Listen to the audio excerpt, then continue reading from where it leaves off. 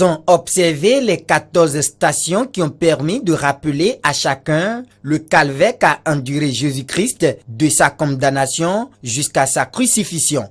4e station. Jésus rencontre sa mère.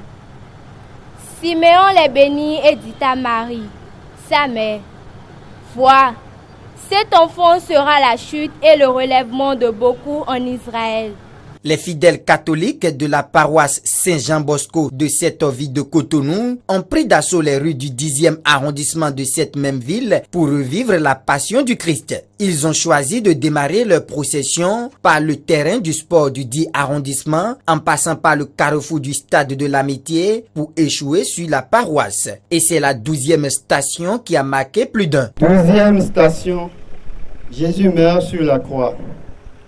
L'œuvre de la rédemption est accomplie. Jésus cria d'une voix forte, « Eloi, Eloi, lama sabachthani », ce qui veut dire « Mon Dieu, pourquoi m'as-tu abandonné ?»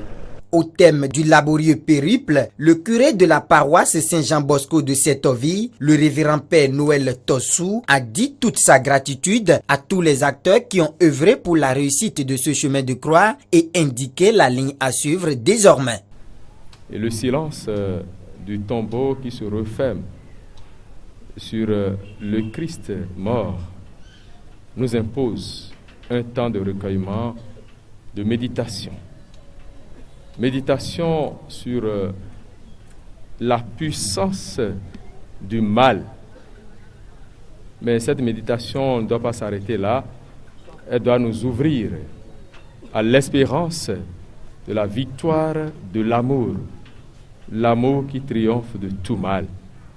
Et c'est le rendez-vous que le Seigneur lui-même nous donne au matin du dimanche de Pâques.